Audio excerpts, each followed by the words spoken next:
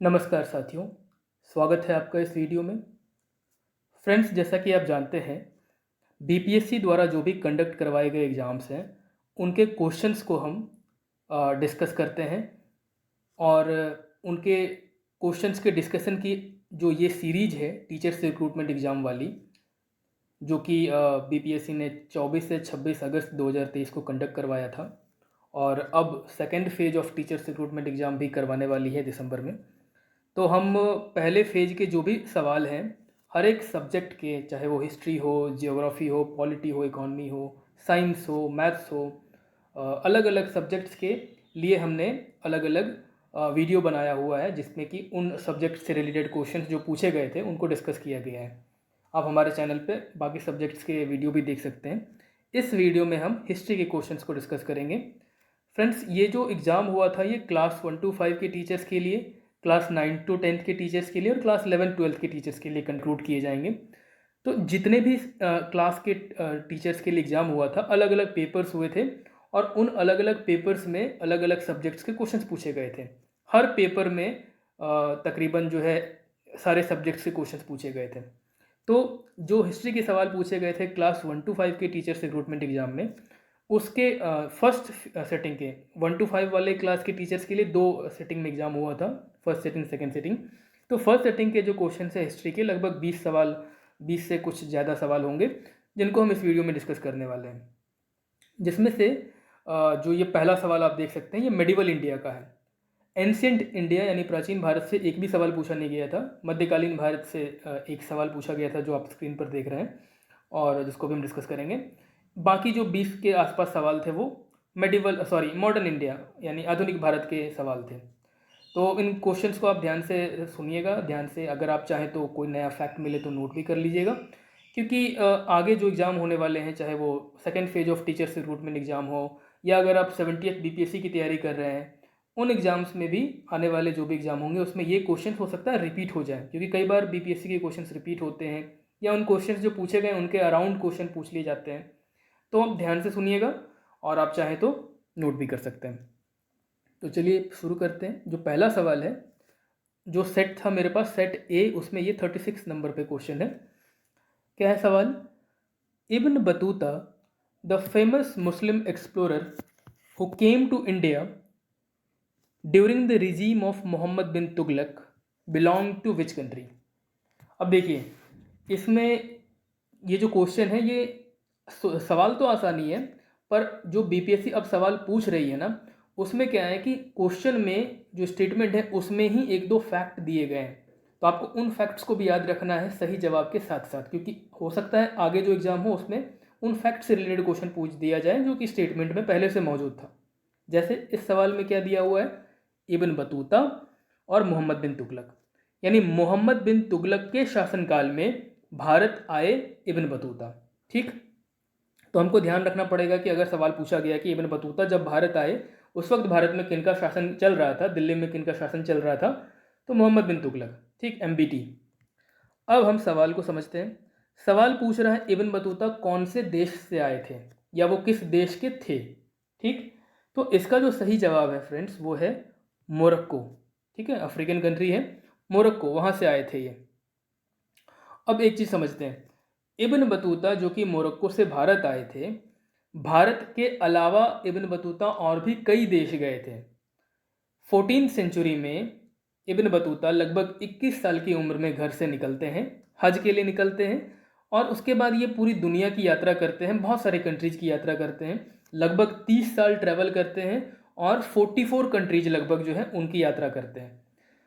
इसी यात्रा के दौरान ये इंडिया भी आते हैं। अब इंडिया कब आते हैं? तो 1333 में आते हैं, 1333। ठीक है, 14वीं शताब्दी का समय है, 14th सेंचुरी का टाइम है जब इब्न बतूता इंडिया आते हैं। जब ये इंडिया आते हैं तो उस वक्त इंडिया में तुगलक वंश का शासन चल रहा था। ठीक है, तुगलक डायनेस्टी का शासन चल रहा था और मोहम्मद बिन तुगलक जो हैं वो थे सुल्तान दिल्ली के। ठीक, तो 1333 में इंडिया आते हैं। मोहम्मद बिन तुगलक उस समय यहाँ के सुल्तान थे। उनके दरबार में ये लगभग 7 साल रहते हैं। ठीक है, लगभग 7 साल उनके दरबार में रहते हैं। मोहम्मद बिन तुगलक ने उनको क्या किया? काजी अपॉइंट किया था। जब ये उनके दरबार में थे तो उनको काजी अपॉइंट किया गया। काजी क्या होता है? काजी होता है जज, ठीक है, आज की भाषा में अगर समझे तो जज काजी होता है, ठीक। तो काजी के तौर पर नियुक्त किया गया इनको, ये मोहम्मद बिन तुगलक के दरबार में रहे। और जो है इन्होंने एक किताब लिखी जिसका नाम है रिहला, ठीक है, बुक का नाम है रिहला। किसने लिखा? इब्न बतूता ने। तो ये जो अलग अलग देशों की यात्रा की ना, उन देशों में इन्होंने क्या देखा, भारत में क्या देखा, किस तरह के लोग थे, क्या जियोग्राफी थी, इन सब चीज़ों को उन्होंने इस किताब में लिखा जिसका नाम है रिहला। बुक का नाम भी बहुत इंपॉर्टेंट है फ्रेंड्स, पहले पूछा गया है क्वेश्चन इस पे, तो आपको ये याद रखना चाहिए। रिहला का मतलब होता है यात्रा, जो जर्नी है, मेरी यात्रा, माई जर्नी, वो इसका अर्थ निकलता है। तो ये जो है सवाल हमने डिस्कस किया। इब्न बतूता मोहम्मद बिन तुगलक के दरबार में रहे 7 साल, और उस समय ही आए जब मोहम्मद बिन तुगलक का शासन चल रहा था, ठीक। किस देश से आए थे ये सवाल पूछा गया था, और इसका उत्तर क्या है? B, Morocco. अगला सवाल देखते हैं। Next question friends, question number 39 है, जो हिस्ट्री से रिलेटेड है, और यहाँ से मॉडर्न हिस्ट्री शुरू हो जाता है, ठीक। सवाल है, who was behind the first known attempt on Gandhi's life in India during the Champaran Satyagraha in 1917? क्या है? Attempt on Gandhi's life, Gandhi के जीवन पर, अटेम्प्ट मतलब गांधी को मारने का प्रयास, गांधी के जीवन पर जो प्रयास है यानी मारने का प्रयास। इंडिया में पहली बार गांधी को मारने का प्रयास किया गया कब? चंपारण सत्याग्रह के दौरान। और हम जानते हैं चंपारण सत्याग्रह कब हुआ था? 1917 में।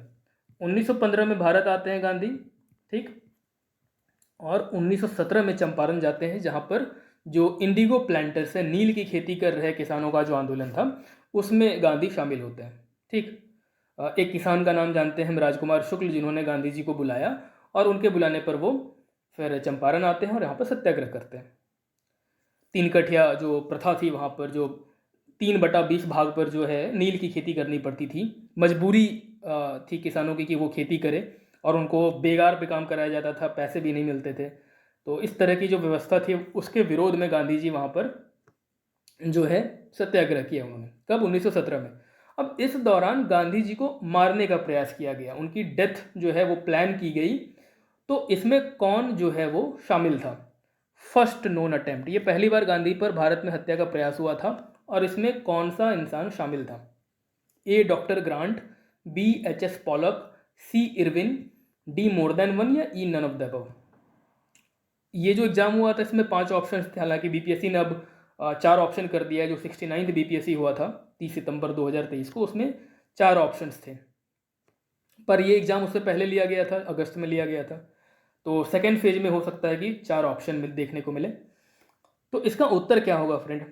अब एक चीज़ बताता हूँ, जैसा कि मैंने आपको शुरुआत में ही बताया कि जब हम प्रीवियस ईयर क्वेश्चन किसी भी कमीशन का या किसी भी एग्ज़ाम से रिलेटेड जब हम पढ़ते हैं, उसके एनालिसिस करते हैं, उसके एक्सप्लेनेशन को नोट करते हैं, तो इससे हमें ये फ़ायदा होता है कि आगे जो सवाल बनेंगे वो हम सॉल्व कर पाते हैं उस पहले पूछे गए सवाल के आधार पे। अब एक सवाल पूछा गया था 68वीं बीपीएससी में कि गांधी को चंपारण सत्याग्रह के दौरान गांधी जी की जान किसने बचाई थी, हु सेव्ड द लाइफ। और वहाँ पर हमने देखा था बतक मियाँ का नाम, जो 68th बीपीएससी एग्ज़ाम हुआ था फरवरी 2023 में, वहाँ पर ये हमने देखा था कि बतक मियाँ का नाम था ऑप्शन में, और ये सही जवाब था। तो ये सवाल पूछा गया था कि उनकी जान बचाई थी किसने। अब जान बचाई थी किसने, तो बतक मियाँ, जान लेने का प्रयास किसने किया था, ये देखिए सवाल पूछ लिया। तो अगर उस सवाल का हमने एनालिसिस किया होता तो हम जरूर जानते कि इस सवाल का जवाब क्या है, कि उनकी हत्या का प्रयास किसने किया। अब मैं आपको कहानी सुनाता हूँ। 1917 में जब गांधी चंपारण सत्याग्रह के दौरान चंपारण आते हैं, भारत तो 1915 में ही आ गए, तो उस दौरान 1917 में क्या होता है कि वहाँ जो नील की खेती कर रहे किसान होते हैं, वो उनमें उन किसानों से संबंधित एक फैक्ट्री होती है, नील की एक फैक्ट्री होती है, एक प्लांट होता है, इंडिगो प्लांट, जहाँ का मालिक होता है एक इंसान, और वो क्या करता है, ये प्लान बनाता है कि गांधी की हत्या कर दी है, क्योंकि किसान आंदोलन कर रहे थे नील के जो मालिक है उनके अपने मालिकों के विरोध में। तो मालिक तो नहीं चाहेगा ना कि आंदोलन हो, सत्याग्रह हो, तो वो चाहते थे कि गांधी जी की हत्या हो जाए, और वो इंसान था इरविन। ये क्या था? उस इंडिगो प्लांट का मालिक था। एक इंडिगो प्लांट वहाँ काम कर रहा था जिसका कि इंडिगो प्लांट का मालिक था ये। ठीक, मालिक ना कहें, मैनेजर कहें तो ज़्यादा सही होगा, मैनेजर था। ठीक, तो इरविन जो है वो वहाँ का मैनेजर था। अब इसने क्या किया, बतख मियाँ से कहा कि आप क्या करो, गांधी को जहर मिलाकर खाना खिला दो और उनकी हत्या कर दो। बतख मियाँ कुक थे, ठीक, रसोइया थे वहाँ पर। तो बतख मियाँ थे रसोइया और इनको कहा गया कि आप जहर मिलाकर गांधी को खाना दो ताकि गांधी की हत्या हो जाए। किसने कहा? इरविन ने। इस इरविन ने, जो इंडिगो प्लांट का मैनेजर था। लेकिन बतख मियाँ ने इस काम को करने से मना किया और ये काम बतख मियाँ नहीं किया इन्होंने, जिसकी वजह से गांधी की जान बच गई। अगर इन्होंने जहर दे दिया होता तो पता नहीं क्या हुआ होता। तो बतख मियाँ ने उनकी जान बचाई। क्यों, कैसे? उन्होंने उनको जहर नहीं दिया, उनके खाने में जहर नहीं मिलाया। और ये कहा किसने था उनको करने को? इरविन, जो कि इंडिगो प्लांट का मैनेजर था। तो इसका सही जवाब सी, इरविन होगा। ये इरविन जो है फ्रेंड्स वो अलग इरविन है। एक तो हम वाइसरॉय इरविन के बारे में पढ़ते हैं ना, पर ये अलग इरविन है। ठीक है, तो ये भी सवाल हमने देख लिया। नेक्स्ट क्वेश्चन देखते हैं। नेक्स्ट क्वेश्चन है क्वेश्चन नंबर 61। ये रहा सवाल। तो सवाल है 61 नंबर पे, who was the labour minister in Jawaharlal Nehru's provisional government? किसकी बात हो रही है? प्रोविजनल गवर्नमेंट की बात हो रही है, जो कब बनी थी? 12 सितंबर 1946 को बनी थी। अगर आप डेट जानना चाहें तो 12 सितंबर 1946 को ये सरकार बनी थी। अस्थायी सरकार थी, टेम्पररी गवर्नमेंट थी, प्रोविजनल गवर्नमेंट इसको बोलते हैं। ठीक है, और ये जवाहरलाल नेहरू की अध्यक्षता में बनी थी। ठीक है, अब जवाहरलाल नेहरू की अध्यक्षता में ये सरकार बनी थी, तो इसमें अलग अलग लोगों को अलग अलग पोर्टफोलियो मिला था, अलग अलग मंत्रालय मिला था, जिसमें से पूछा जा रहा है कि श्रम मंत्रालय किनको मिला था या श्रम मंत्री कौन थे? Who was the labour minister? तो फ्रेंड्स, लेबर मिनिस्टर जो थे वो थे सी जगजीवन राम। ठीक है, ऑप्शन सी दिया हुआ है, जगजीवन राम, यही थे लेबर मिनिस्टर। ठीक, अब इस सरकार के बारे में अगर कुछ और जानकारी आपको जाननी हो, जैसे मैं बताऊं आपको कि ये जो सरकार बनी थी, इसके प्रेसिडेंट जो हैं वो थे वेवेल, लॉर्ड वेवेल। ठीक है, और vice president plus head of the government, सरकार के अध्यक्ष कौन थे? नेहरू, जवाहरलाल नेहरू। ठीक, तो इस सरकार के ये जो प्रोविजनल गवर्नमेंट बना था, तत्कालीन गवर्नमेंट बना था, क्योंकि आज़ादी मिलने के बाद फिर जो है वो स्थायी सरकार बनती, परमानेंट गवर्नमेंट, पर प्रोविजनल गवर्नमेंट बनी आज़ादी से पहले। तत्काल सरकार चलाने के लिए कॉन्स्टिट्यूंट असेंबली भी बनी थी।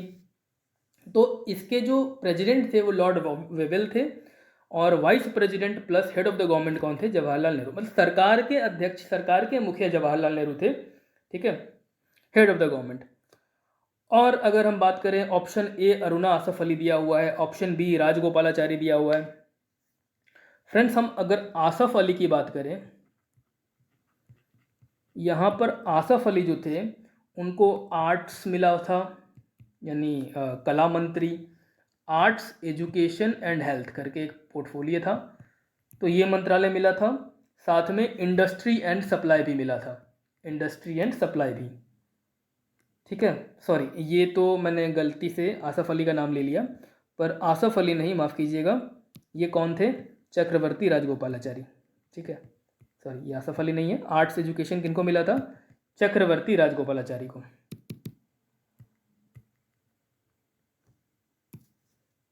चक्रवर्ती राजगोपालाचारी। ठीक, तो चक्रवर्ती राजगोपालाचारी को कौन सा मंत्रालय मिला था? Arts, education and health, industry and supply. ठीक, ये जो ऑप्शन बी दिया हुआ है, इनको ये मिला था, ये मंत्रालय। आसफ अली को मिला था rail and communication, post and air. Rail और संचार, पोस्ट मिला था, और एयर, ये वाला पोर्टफोलियो, ये वाला जो मंत्रालय है वो आसफ अली को मिला था। ठीक, तो सवाल पूछा गया था लेबर मिनिस्टर कौन थे? तो लेबर मिनिस्टर जगजीवन राम थे। ठीक है, बाबू जगजीवन राम कहा जाता है, बाबू इनका इनको नाम दिया गया था, पुकारते थे इनको बाबू कह के। नेक्स्ट सवाल देखते हैं। तो नेक्स्ट क्वेश्चन है क्वेश्चन नंबर 62। पूछा जा रहा है, देखिए ये क्वेश्चन कितना बारीक क्वेश्चन है, बिल्कुल भी आसान नहीं है। क्यों? क्योंकि हम जो है जब चंपारण सत्याग्रह के बारे में पढ़ते हैं, जैसे चंपारण सत्याग्रह से एक सवाल अभी हमने देखा ही है कि उस दौरान गांधी पर हत्या का पहला प्रयास किसने किया था, तो वहाँ पे हमने इरविन को देखा। अब यहाँ हम क्या देख रहे हैं कि चंपारण एग्रेरियन एक्ट, इस सत्याग्रह के बाद जब एक कानून बनाया गया, क्या बनाया गया? चंपारण एग्रेरियन एक्ट, एक कानून बनाया गया। तो कहा जा रहा है चंपारण कृषि कानून या Champaran agrarian act, in which month of 1918 this act was passed. 1918, पहले तो हम ये कंफ्यूज हो जाते हैं कि 1917 में बना था या 1918 में बना था। तो फ्रेंड्स 1917 में तो सत्याग्रह हुआ, पर एक्ट बना 1918 में, कानून बना। ठीक है, तो चंपारण एग्रेरियन एक्ट बना 1918 में, इतना तक तो हमको याद रहता है। पर यहाँ मंथ पूछा गया है कि आखिर किस महीने में बना था ये, तो इतना स्पेसिफिक हमको याद नहीं रहता है, पर याद रखना पड़ेगा क्योंकि बीपीएससी इस तरह से सवाल पूछ रही है कौन से महीने में वो एक्ट बना था। ठीक है, एग्जैक्ट डेट भी पूछ सकती है कल को, तो हमें याद रखना चाहिए। तो मैं बता दूं आपको कि ये जो एक्ट था ना, ये 4 मार्च 1918 को पास हुआ था। ठीक है, 4 मार्च 1918। एक्ट का नाम क्या है? Champaran agrarian act, against the European Indigo planters. European Indigo planter जो थे, जो नील की खेती जो करवाते थे यहाँ पर अंग्रेज, उनके खिलाफ ये कानून बना था 1918 में, 4 मार्च को पास हुआ था, मार्च के महीने में। तो इसका आंसर होगा मार्च। अब अगर आप ऑप्शन देखें, ऑप्शन ए है फरवरी, ऑप्शन बी है मई, ऑप्शन सी है नवंबर, और D more than one, E none of the above, ये तो हम जानते हैं। तो ना तो फरवरी, ना मई, ना नवंबर, है कौन सा महीना? मार्च। तो क्या हो जाएगा? नन ऑफ द अबव, यानी इनमें से या उपरयुक्त में से कोई नहीं। ठीक, अगला क्वेश्चन देखते हैं। नेक्स्ट क्वेश्चन है question number 63। Which one of the following statement is correct. इनमें से कौन सा स्टेटमेंट जो है वो करेक्ट है? स्टेटमेंट क्या है? पहला स्टेटमेंट देखते हैं। A bunch of old letters was written by doctor Rajendra Prasad. क्या है बुक का नाम? A bunch of old letters, a bunch of old letters, ये लिखा गया था डॉक्टर राजेंद्र प्रसाद से, ऐसा ये स्टेटमेंट कह रहा है। सही है या नहीं, ये हम देखते हैं। तो ये वाला स्टेटमेंट बिल्कुल गलत है। क्यों गलत है? क्योंकि ए बंच ऑफ ओल्ड लेटर्स जो बुक है वो लिखा था पंडित जवाहरलाल नेहरू ने। ठीक है friends, bunch of old letter जो बुक है वो किसने लिखा? पंडित जवाहरलाल नेहरू ने। तो ये वाला स्टेटमेंट क्या हो गया? गलत हो गया। पूछ रहा है करेक्ट। ठीक, तो bunch of old letters doctor Rajendra Prasad ने नहीं लिखा, किसने लिखा? जवाहरलाल नेहरू ने। दूसरा स्टेटमेंट है Brahmadatta was the second satyagrahi in the individual Satyagraha. Brahmadatt जो थे वो कौन थे? सेकंड सत्याग्रही थे जो इंडिविजुअल सत्याग्रह हुआ था 1940 में, उसमें। अब ये स्टेटमेंट भी गलत है। क्यों? क्योंकि सेकंड सत्याग्रह कौन थे? सेकंड सत्याग्रही कौन थे? वो थे फिर से जवाहरलाल नेहरू। तो ये वाला स्टेटमेंट भी गलत हो गया। ब्रह्मदत्त कौन थे? ब्रह्मदत्त थे थर्ड सत्याग्रही। फर्स्ट जानते हैं हम विनोबा भावे, सेकंड जवाहरलाल नेहरू, और थर्ड थे ब्रह्मदत्त। ठीक है, ऑप्शन सी दे रहा है कि the Indian struggle was written by Subhash Chandra Bose. ये वाला स्टेटमेंट फ्रेंड्स सही है। सुभाष चंद्र बोस ने एक बुक लिखी थी, द इंडियन स्ट्रगल 1940 टू 1942। ठीक है, ये वाली जो किताब है ये सुभाष चंद्र बोस द्वारा लिखी गई थी। तो ये वाला स्टेटमेंट जो है, कथन जो है, सही है। ठीक, अगर और आपको जानकारी चाहिए तो डॉक्टर राजेंद्र प्रसाद की किताबें काफ़ी पूछ ली जाती हैं। तो मैं आपको बता दूं, राजेंद्र प्रसाद के द्वारा एक तो किताब लिखी गई थी इंडिया डिवाइडेड, ये आप याद रख सकते हैं कि राजेंद्र प्रसाद ने इंडिया डिवाइडेड नाम की बुक लिखी थी। और दूसरा एक किताब आप और याद रखिए, दूसरी किताब वो है सत्याग्रह इन चंपारण। ठीक है, इसी तरह से सुभाष चंद्र बोस की किताबों का नाम बताऊं अगर, तो इंडियन स्ट्रगल तो हमें याद रखना ही है क्योंकि ये पूछा है। इसके अलावा एक बुक है उनकी, एन इंडियन पिलग्रिम और autobiography of Subhas Chandra Bose 1897 to 1920, ये भी बुक उनके ऊपर है, उन्होंने लिखा है। ठीक है। बंच ऑफ ओल्ड लेटर किन्होंने लिखा? जवाहरलाल नेहरू ने, डॉक्टर राजेंद्र प्रसाद ने नहीं लिखा है। ठीक है, आगे बढ़ते हैं। अगला सवाल क्वेश्चन नंबर 65 पे है। इसमें देखिए क्या कह रहा है, विच of the following pairs is not correctly matched. जैसे ही नॉट दिखे आपको वहाँ पे सवाल अंडरलाइन कर लेना चाहिए, क्योंकि हम करेक्ट जो है हमारा ये हमारे ध्यान में रहता है कि करेक्ट पूछ रहा है, करेक्ट पूछ रहा है, लेकिन कई बार क्वेश्चन नॉट करेक्ट पूछ रहा होता है और हम करेक्ट जवाब दे देते हैं, जिसकी वजह से हमारा जो सवाल है वो गलत हो जाता है। नेगेटिव मार्किंग हो तो नेगेटिव मार्किंग मिल जाती है मुझे, हमें, है ना। तो ये गलती अक्सर हम करते हैं, मैं खुद ही करता हूँ कई बार।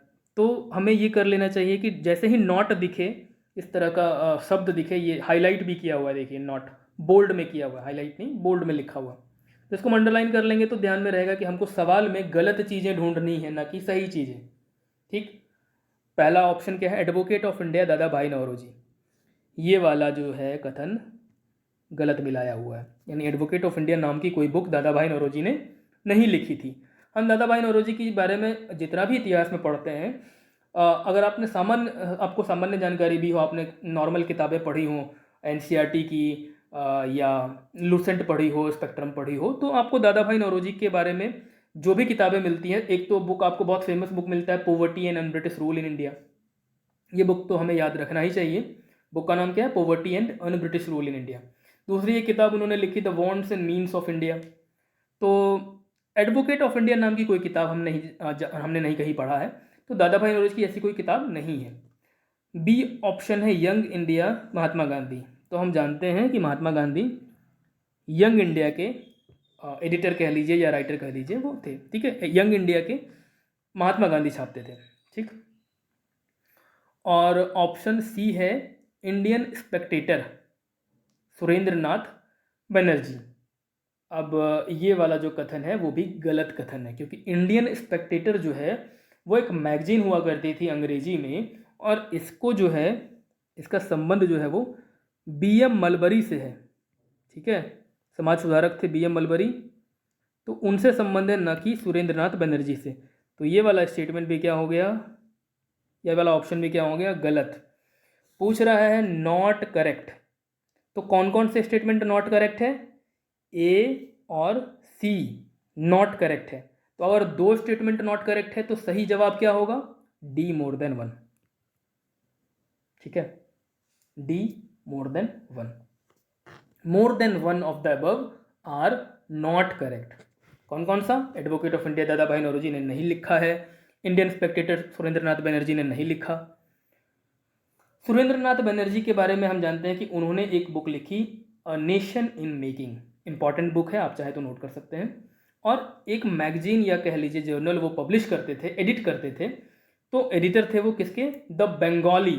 द बंगाली एक पत्रिका थी जिसकी शुरुआत की थी जीसी घोष ने, गिरीश चंद्र घोष ने, लेकिन बाद में गिरीश चंद्र घोष से इन्होंने, सुरेंद्र नाथ बनर्जी ने उनको ओन कर लिया, उनसे ले लिया, और फिर इन्होंने छापना शुरू किया द बंगाली नाम से मैगजीन। तो सुरेंद्र नाथ बनर्जी के बारे में ये जान लिया हमने कि ए नेशन इन मेकिंग उन्होंने लिखा है, द बंगाली वो छापते थे। ठीक, आगे देखते हैं। Question number 66। क्वेश्चन है, under whose chairmanship was national planning committee setup in 1938। 1938 में किसकी अध्यक्षता में राष्ट्रीय योजना समिति की स्थापना की गई? Option A doctor Rajendra Prasad, option B Subhas Chandra Bose, option C Jawaharlal Nehru, और ऑप्शन डी, ऑप्शन ए हम जानते ही हैं, तो उसको बार बार रिपीट करने का कोई मतलब नहीं है। तो क्या है इसका सही जवाब? इसका सही जवाब है फ्रेंड्स जवाहरलाल नेहरू। जवाहरलाल नेहरू की अध्यक्षता में 1938 में राष्ट्रीय योजना समिति की स्थापना की गई, national planning committee. National planning committee कब? 1938 में। ठीक है, 1938। अब थोड़ी और जानकारी हम जानते हैं क्या है कि 1938 में हमको याद है कांग्रेस का हरिपुरा सेशन हुआ था, एनुअल सेशन। हर साल कांग्रेस का कहीं ना कहीं सेशन होता था। तो 1938 में जो है हरिपुरा में हुआ था, जिसमें प्रेसिडेंट कौन थे, अध्यक्ष कौन थे? तो अध्यक्ष थे बोस। ठीक है, 1938 में भी बोस थे, 39 में भी बोस थे। हरिपुरा और त्रिपुरी दो सेशन हम याद रखते हैं, 1938 1939। तो हरिपुरा सेशन में प्रेसिडेंट थे बोस, अध्यक्ष थे बोस, सुभाष चंद्र बोस। तो उसी सेशन में क्या हुआ था, इस समिति की, इस कमेटी की बनाने की बात हुई, नेशनल प्लानिंग कमेटी की। और उसके अध्यक्ष कौन बनाए गए? तो नेहरू बनाए गए। नेहरू प्रयागराज से, जो इलाहाबाद था, वहां से इसकी अध्यक्षता करते थे। ठीक है, तो अगला सवाल देखते हैं हम। 66 हो गया। नेक्स्ट क्वेश्चन है 69 नंबर पे। फ्रेंड्स, बीच में आप सवाल देख सकते हैं, आपको लगेगा कि ये भी हिस्ट्री के सवाल है। Who was the author of the book Mahatma Gandhi and Bihar, या चौकीदारी टैक्स, बिहार से रिलेटेड 68 नंबर पे। पर ये जो सवाल है ना, ये बिहार हिस्ट्री से रिलेटेड है।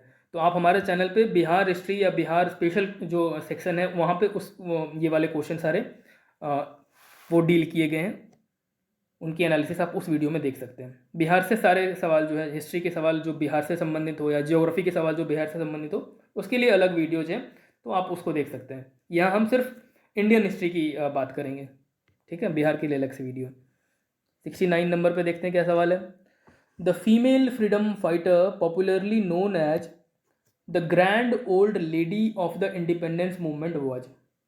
क्या कह रहा है कि इनमें से वह कौन महिला स्वतंत्रता सेनानी थी जो स्वतंत्रता आंदोलन की वयोवृद्ध महिला के रूप में विख्यात थी? ग्रैंड ओल्ड लेडी, वयोवृद्ध महिला। तो इसका सही जवाब है फ्रेंड्स ए, अरुणा आसफ अली। ठीक है, अरुणा आसफ अली के बारे में हम जानते हैं कि सबसे पहले एक बहुत इंपॉर्टेंट चीज़ इनके बारे में जानते हैं कि जब 1942 में क्विट इंडिया मूवमेंट हो रहा था, उस वक्त 9 अगस्त को झंडा ग्वालियर टैंक में इन्होंने ही फहराया था। क्यों? क्योंकि मोस्टली जो लीडर्स थे उस समय के, गांधी को इंक्लूड कर लें तो सारे लीडर्स को 8 अगस्त की रात को ही गिरफ्तार कर लिया गया था। ठीक है, क्विट इंडिया मूवमेंट जब 1942 में शुरू होने वाला था, तो 8 अगस्त को सारे रात में ही सारे नेताओं को गिरफ्तार कर लिया गया, 9 अगस्त की सुबह होने से पहले। तो 9 अगस्त को जब आंदोलन की शुरुआत होने वाली थी, तो जो लीडर है वो झंडा फहराएगा ग्वालियर टैंक में। वहाँ पर जो है वो कार्यक्रम होना था, पर कोई लीडर था ही नहीं जो उसको कर सके। तो ऐसे में अरुणा आसफ अली जी ने वहाँ पे झंडा फहराया और जो क्विट इंडिया मूवमेंट है, भारत छोड़ो आंदोलन है, उसकी शुरुआत की 9 अगस्त 1942 को। ठीक है, तो ये अरुणा आसफ अली जी, इनको ग्रैंड ओल्ड लेडी कहा जाता है फ्रीडम मूवमेंट का। फ्रेंड्स, कभी कभी क्वेश्चन पूछ लिया जाता है कि मदर ऑफ इंडियन रेवोल्यूशन कौन है, तो हमको कंफ्यूज नहीं होना है। मदर ऑफ इंडियन रेवोल्यूशन जो है वो मैडम भीकाजी कामा है। ठीक है, मदर ऑफ इंडियन रेवोल्यूशन, स्वतंत्रता संग्राम की माँ, भारतीय स्वतंत्रता संग्राम की माँ किनको कहा जाता है? तो भीकाजी कामा को। ठीक है, इनके बारे में बीपीएससी ने पूछा था, जैसे कि जर्मनी के स्टुटगार्ड में किन्होंने झंडा फहराया था, तो इन्होंने ही किया था। ठीक है, तिरंगा झंडा जो है भारत का फहराया था जर्मनी के स्टुटगार्ड में। इन्होंने पेरिस से एक मैगजीन छापा था जिसका नाम था वंदे मातरम। किन्होंने? भीकाजी कामा ने। तो ये हम जानते हैं मदर ऑफ इंडियन रेवोल्यूशन, तो इससे कंफ्यूज नहीं होना है। Grand old lady Aruna Asaf Ali, जो है मदर जो है freedom struggle of Indian freedom struggle की, वो भीकाजी कामा। आसफ अली जो है वो दिल्ली की पहली मेयर भी थी। ठीक है, क्विट इंडिया मूवमेंट में इनका रोल हमने देखा भी क्या था, और साथ साथ ये दिल्ली की फर्स्ट मेयर भी थी। अब अगर हम देखें ऑप्शन बी गुलाब कौर और option C बिश्नी Devi Shah.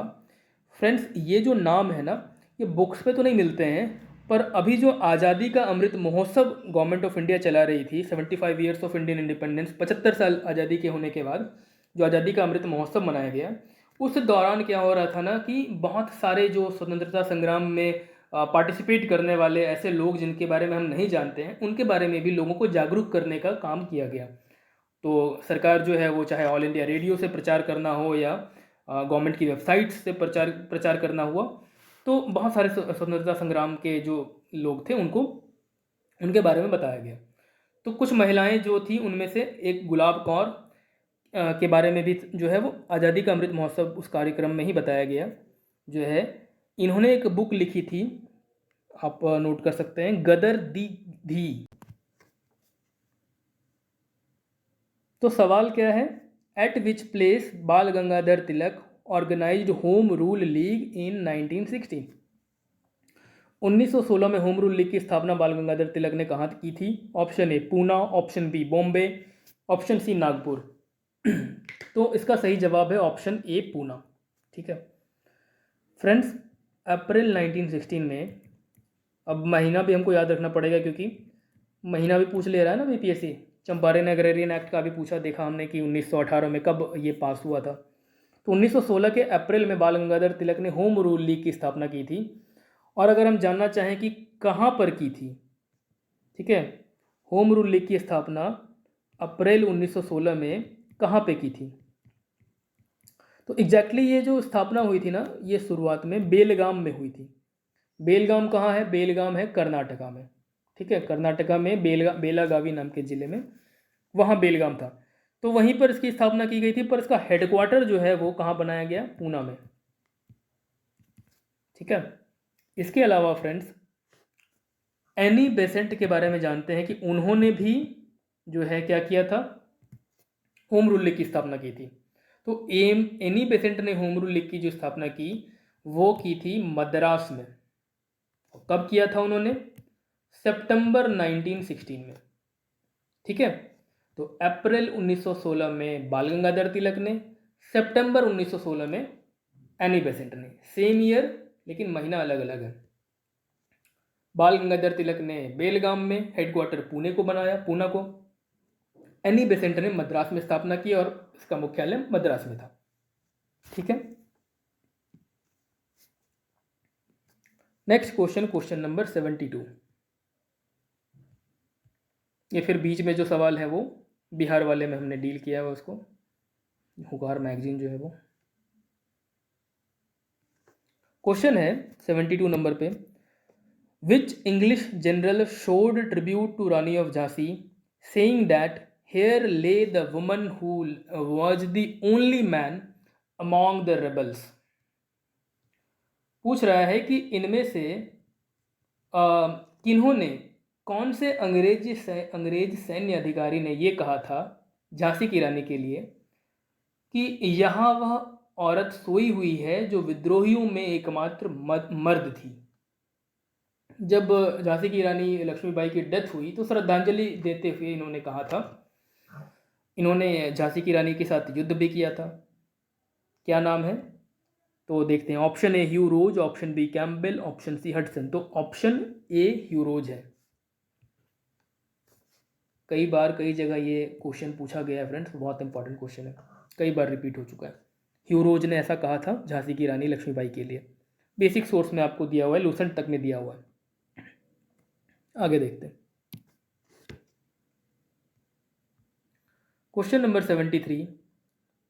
Match list 1 with list 2 and select the correct answer using the codes given below the list. Match करना है, सही मिलान करना है इसमें। किस चीज़ को? नेम ऑफ स्लोगन और रिलेटेड पॉलिटिकल पार्टीज या पॉलिटिशियन। तो ये जो नारा दिया गया है, स्लोगन्स दिया हुआ है, ये कौन सी पार्टी या कौन सी पॉलिटिशियन से रिलेटेड है, उसको मैच करना है। ठीक है, सबसे पहले ऑप्शन ए में दिया हुआ है गरीबी हटाओ। गरीबी हटाओ, तो गरीबी हटाओ किन से संबंधित था? इंदिरा गांधी से। ठीक है, इंदिरा गांधी ने ये नारा दिया था गरीबी हटाओ का। ऑप्शन बी सेव डेमोक्रेसी का नारा किसने दिया था? तो जनता पार्टी ने। जब इंदिरा गांधी ने इमरजेंसी लगाया तो जनता पार्टी आई और उन्होंने लोकतंत्र को बचाने का नारा दिया कि सेव डेमोक्रेसी।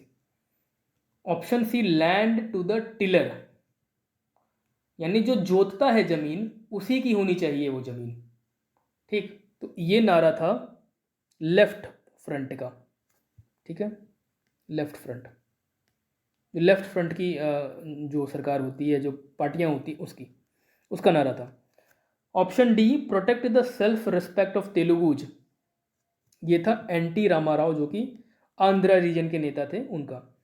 ठीक, तो क्या है 2311, ए का 2, बी का 3, सी का 1, सॉरी डी का 4, एन टी रामाराव डी 4। तो 2 3 1 4 ये कौन से नंबर पे है? तो ऑप्शन बी में 2 3 1 4 देखने को मिल रहा है। तो क्वेश्चन नंबर 73 का आंसर हो जाएगा 73 का बी।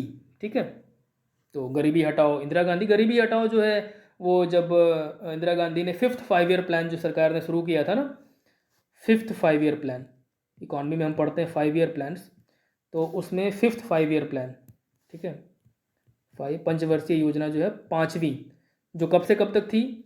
1974 से लेकर 1978 तक चली थी। वो जो पंचवर्षीय योजना थी जिसकी ड्राफ्ट जो है वो डीपी धर ने बनाई थी।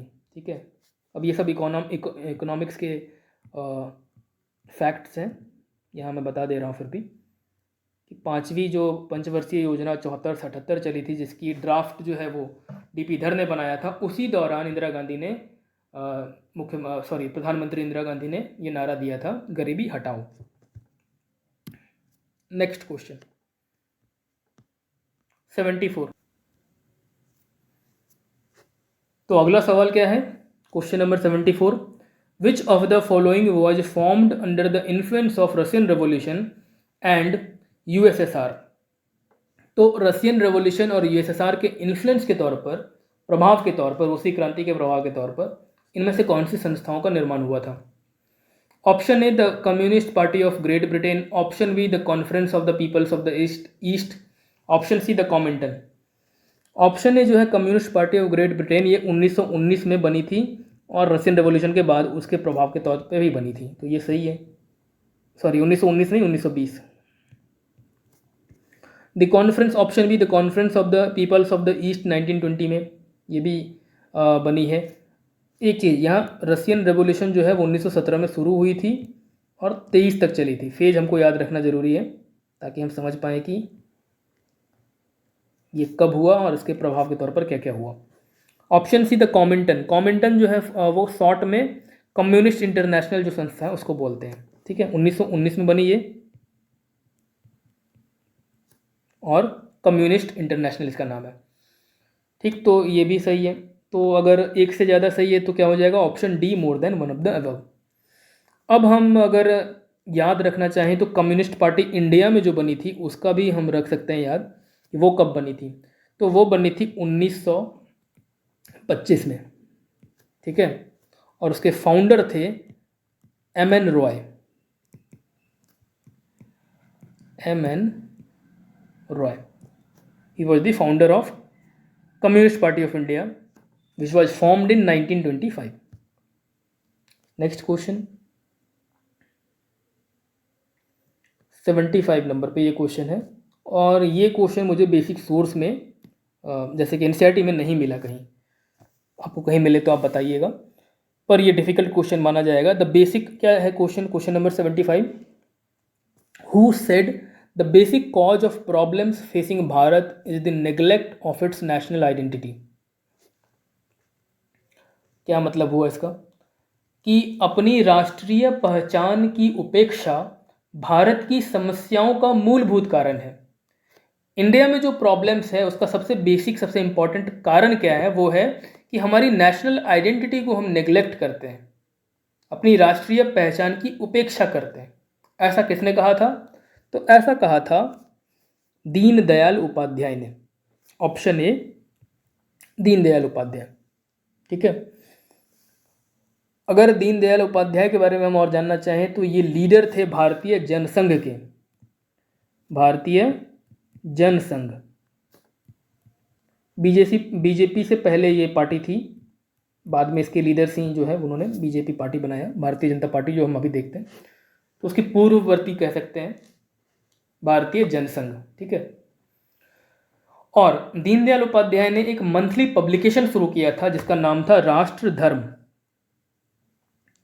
चूँकि बुक्स एंड ऑथर्स और मैगजीन्स के जो एडिटर हैं उनका नाम बहुत पूछा जा रहा है, तो राष्ट्र धर्म नाम से जो है इन्होंने पब्लिकेशन शुरू किया था, मासिक मंथली। कब? 1940s में ये चलाते थे ये वाला मैगजीन। ठीक है, इन्होंने एक सिद्धांत या एक फिलॉसफी दिया था जिसका नाम है इंटीग्रल ह्यूमनिज्म। ये भी याद रखिएगा फ्रेंड्स। एकात्म मानववाद, ठीक है। एकात्म मानववाद नाम का जो सिद्धांत है वो किन्होंने दिया था? दीनदयाल उपाध्याय जी ने दिया था। इनका जन्म मथुरा में हुआ और मृत्यु हुई इनकी मुगलसराय में। तो मुगलसराय का नाम अब हम जानते हैं, वहाँ का जो रेलवे स्टेशन है उसका नाम मुगलसराय जंक्शन के बदले दीनदयाल उपाध्याय जंक्शन कर दिया गया, इनके ही नाम पर। Next question, question number 76। Which of the following was the major demand of peasants participating in non cooperation movement?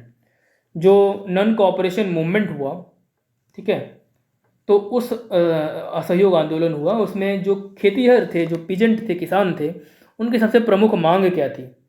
तो क्या क्या दिया हुआ है इसमें? Option A reduction of revenue, तो सही था कि टैक्स कम करने की मांग कर रहे थे। ऑप्शन बी अबॉलिशन ऑफ बेगर, कि बेगार का उन्मूलन। बेगार कहते हैं कि अगर आपसे काम करवाया जाए और आपको पैसे न दिए जाएं तो इसको बेगार कहते हैं। Option C open the entry of peasants in the forest areas to graze their cattles, collect fuel, wood and for fruits.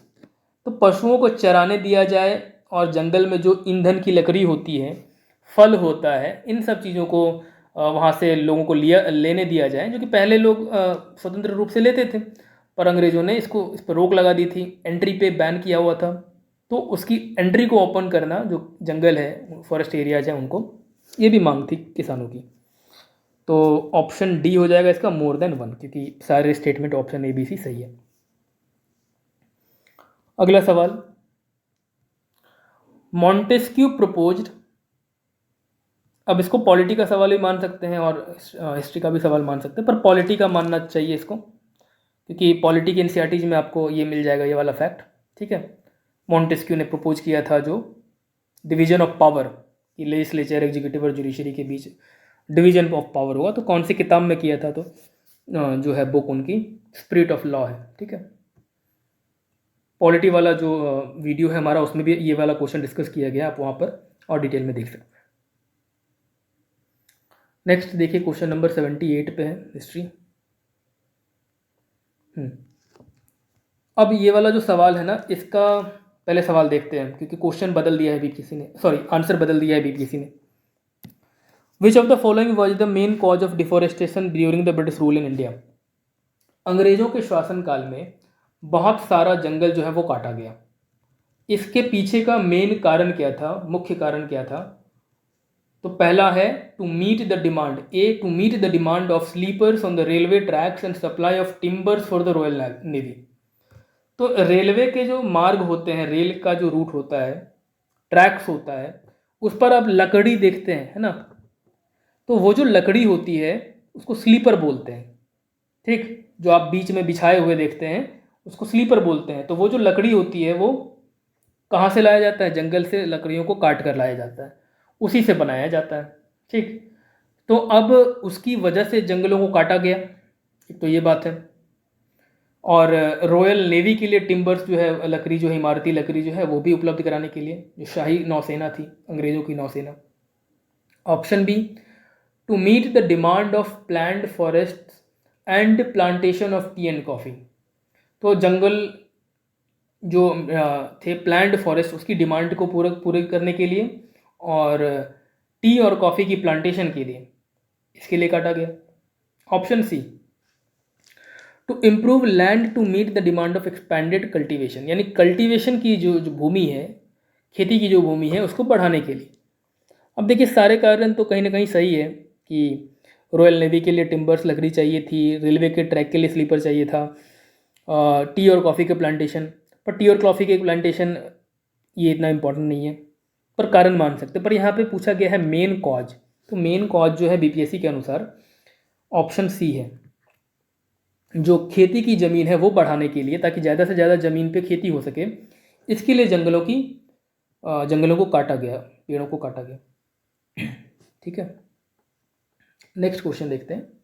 ये आप क्लास 9th की जो एनसीईआरटी है ना, उसमें एक चैप्टर है फॉरेस्ट सोसाइटी इन कॉलोनियलाइजेशन के लिए, कॉलोनियलिज्म करके एक चैप्टर है क्लास 9th की एनसीईआरटी में। वहाँ पे आपको ये वाला चीज़, ये वाली बात, आपको ये वाला फैक्ट स्टेटमेंट मिल जाएगा, ठीक है। नेक्स्ट देखते हैं, question number 80। Which of the following movements was led and successful under the leadership of Sardar Vallabh Bhai Patel. तो सरदार वल्लभ भाई पटेल के नेतृत्व में इनमें से कौन सा आंदोलन हुआ और वो सफल भी रहा? Option A satyagraha in support of khadi peasant Gujarat, option B satyagraha of workers of cotton mills Ahmedabad Gujarat, option C satyagraha of Bardoli Gujarat. तो हम जानते हैं खादी वाला, खादी पेजेंट सत्याग्रह जो है, सॉरी जो बारडोली सत्याग्रह है 1928 में हुआ था ये बारडोली में, तो वो वाला जो सत्याग्रह है उसको लीड किया था सरदार वल्लभ भाई पटेल ने और वो सफल भी रहा था। 22% की बढ़ोतरी कर दी गई थी टैक्स में, ठीक है, टैक्स में। उसके विरोध में ये आंदोलन हुआ था, ये सत्याग्रह हुआ था बारडोली सत्याग्रह गुजरात में। तो उसको लीड किया था सरदार वल्लभ भाई पटेल ने। उसी मूवमेंट के दौरान जो है सरदार का ये जो नाम है, ये जो पदवी है या जो उपाधि है वो दी गई, सरदार की उपाधि दी गई किनको? वल्लभ भाई पटेल को। वहीं की महिलाओं ने दिया और उनकी तरफ से गांधी ने उनको संबोधित किया सरदार कहकर।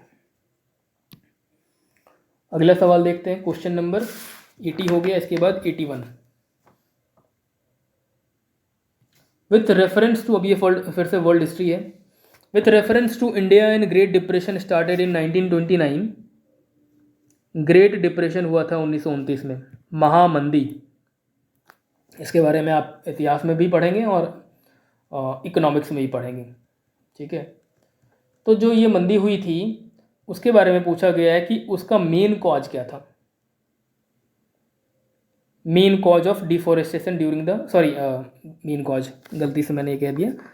इसमें इससे संबंधित कौन से स्टेटमेंट्स में से सही है? विच of the following statements is correct.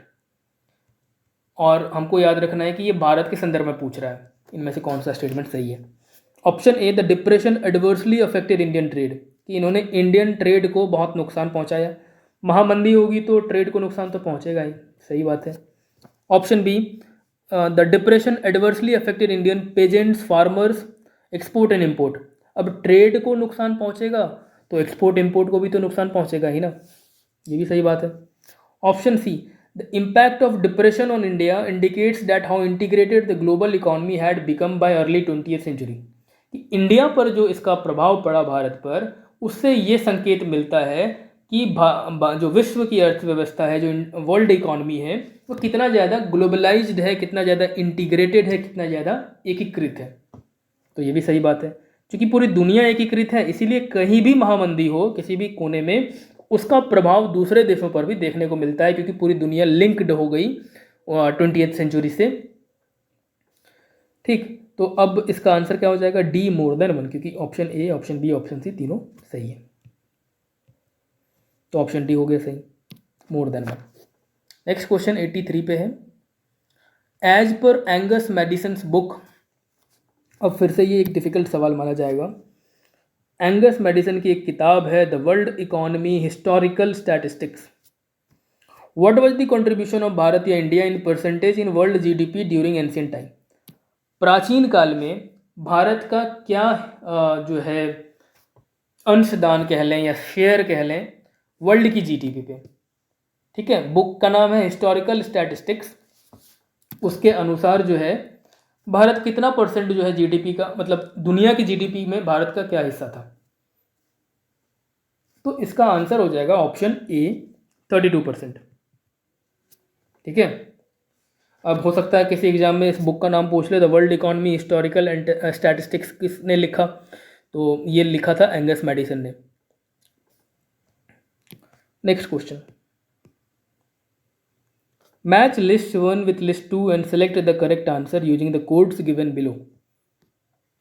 Name of the act for the welfare of women in India, महिलाओं से संबंधित कानून है, महिलाओं के वेलफेयर से संबंधित, और वो कौन से साल पास हुए थे, आए थे, उसको मिलाना है हमें।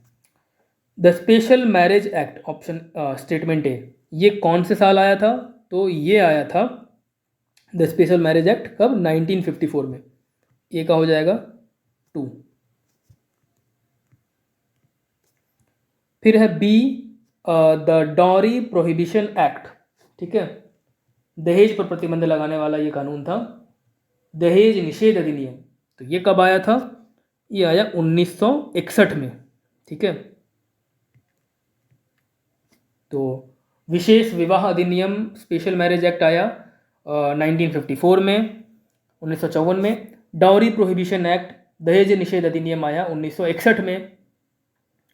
द इक्वल रिम्यूनरेशन एक्ट यानी समान पारिश्रमिक अधिनियम ये कब आया?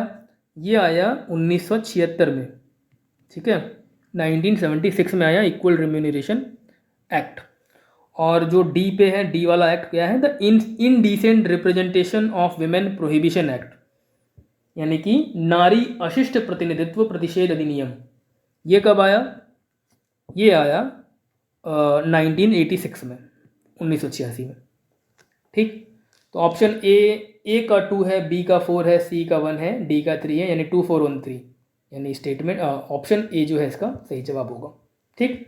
The special marriage act 1954, the dowry prohibition act 1961, the equal remuneration act 1986 1986, the indecent representation of women prohibition act, इसका क्या हो जाएगा? 1986, ठीक। इक्वल रिम्यूनरेशन क्या हो गया था?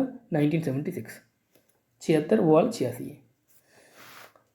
अब अगला सवाल देखते हैं क्या है, और ये अंतिम सवाल भी होने वाला है। Question number 86, who wrote the book the beautiful tree indigenous Indian education in the 18th century? किताब का नाम क्या है? The beautiful tree indigenous Indian education in the 18th century. तो इसके राइटर हैं धर्मपाल, ठीक है। 18वीं शताब्दी में भारतीय जो शिक्षा व्यवस्था है उसके ऊपर ये बुक लिखी गई थी, और बुक के राइटर है धर्मपाल। बुक का नाम the beautiful tree indigenous Indian education in the 18th century. तो यहाँ पर हमारा जो बीपीएससी टीआरई फर्स्ट फेज है, टीआरई 1, उसमें क्लास 1 to 5 के फर्स्ट सिटिंग में जो है जितने भी हिस्ट्री के क्वेश्चन थे वो हमने डिस्कस कर लिया है, ठीक है। अगले पार्ट में जो हिस्ट्री से संबंधित पार्ट आएगा उसमें हम सेकेंड सिटिंग के सवाल देखेंगे, फिर 9 to 10th और 11 12th के सवाल भी, उनके हिस्ट्री के क्वेश्चंस भी देखेंगे। और बाकी सब्जेक्ट्स के भी अपलोड होते जा रहे हैं, आप उनको भी देखें प्लेलिस्ट में और अपनी तैयारी को और स्ट्रॉन्ग करें, ठीक है फ्रेंड्स। तो इस वीडियो में फ़िलहाल इतना ही, धन्यवाद।